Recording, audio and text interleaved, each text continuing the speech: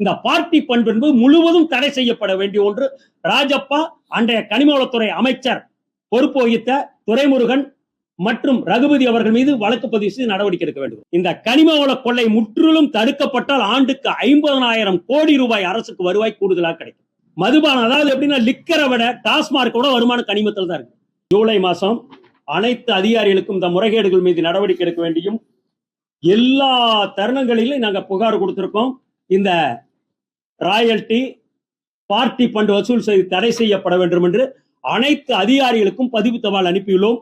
இன்னும் சொல்ல போனால் இந்த ராஜப்பா தரப்பிலிருந்து பல முறை எங்களுக்கெல்லாம் கொலை மிரட்டல் கூட வந்துள்ளது.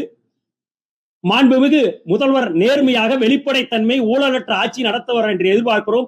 அவர் சொன்னதை செயல்படுவார். அவர் வந்த பிறகுதான் இந்த கனிமவளத்துறை கட்டுப்படுத்துள்ளது. எனவே முதல்வர் எங்களுக்கெல்லாம் உரிய பாதுகாப்பு கொடுத்து எங்களை அழைத்து கேட்டால் 5 ஆண்டு காலத்தில் தமிழகத்தில் எத்தனை கனிம வளங்கள் சூறையாடப்பட்டுள்ளது, எவ்வளவு மொத்தம் சுரண்டப்பட்டுள்ளது தெளிவாக எடுத்து கூற கடமைப்பட்டுள்ளோம்.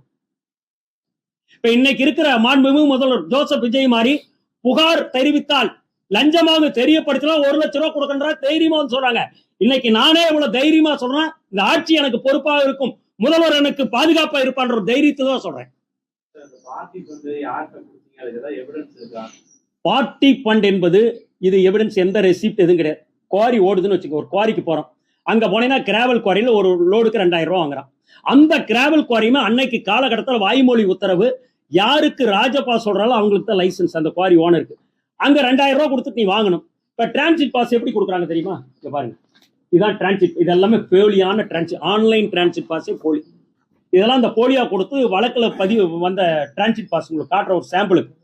இதான் நடைச்சீட்டுன்றது, கனிமங்களை எடுத்துட்டு போறப்ப. இதெல்லாம் பேக். இப்ப லாரி டிரைவர்களுக்கு இது ஒரிஜினலா எதுன்னு தெரியுமா சொல்லுங்க? குவாரியில் கொடுக்குறான், வாங்கிக்கிறோம். நீங்க கேட்ட கேள்வி, அங்க ராஜாப்பாவுடைய ஆட்கள் ஒவ்வொரு குவாரியிலும் இருக்கிறார்கள். அவங்க கிட்ட லோடு எடுத்துக்கிட்டு வெளியில் வர்றப்ப ஒரு யூனிட்டுக்கு 700 ரூபாய் ராயல்ட்டிங்கிறா. ஏன்னா இது பார்ட்டி ஃபண்டு மேல போகுது அப்படிங்கிறா. நாங்க நீங்க சொல்லலாம் வேற வழி இல்ல, எடுத்து கொடுத்தாதான் லோடு கொடுக்குறான். குவாரி அவங்க கட்டுப்பாட்டில் இருக்குது, அரசாங்கம் அவங்க கட்டுப்பாட்டில் இருக்குது.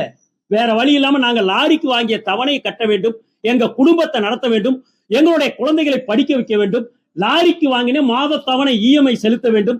வேறு வழி இல்லாமல் இவ்வளவு அராஜ்யத்தையும் பெற்று வந்தாலும் வழியில் கனிமங்களை திருடி செல்வதா எங்கள் மீது வழக்கு போடுறாங்க. அமைச்சர் அப்ப ரகுபதி கிட்ட சொன்னோம், நாங்க ஒட்டுமொத்தமா பாய்காட் பண்ணோம். 2025 நாங்க வேலை நிறுத்த அறிவிச்சார். நாங்க அறிவிச்சப்ப கூப்பிட்டு பேசினார். என்ன குறையினார்? இந்த மாதிரி முறையா டிரான்சிட் பாஸ் கொடுக்கணும், ஓவர்லோடு ஏத்தி விடக்கூடாது, லாரியில் அனுமதிக்கப்பட்ட அளவை ஏற்றணும், ஒரிஜினல் டிரான்சிட் பாஸ் கொடுக்கணுமா, கொடுக்காத குவாரி உரிமையாளர் வழக்கு பதிவு செய்யணுமா.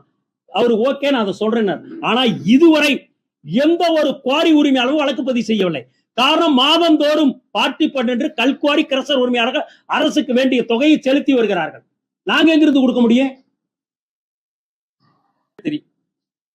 என்னென்ன நடந்தது கடந்த 5 ஆண்டுகள் எல்லாத்துக்கும் தெரியும். மாண்புமிகு முதல்வருக்கு மெத்த பணிவன்புடன் கேட்டுக்கொள்கிறோம், நீங்கள் நியாயமான வெளிப்படை ஊழல் இல்லாத ஒரு ஆட்சியை நடத்துவீர்கள் நம்புகிறோம்.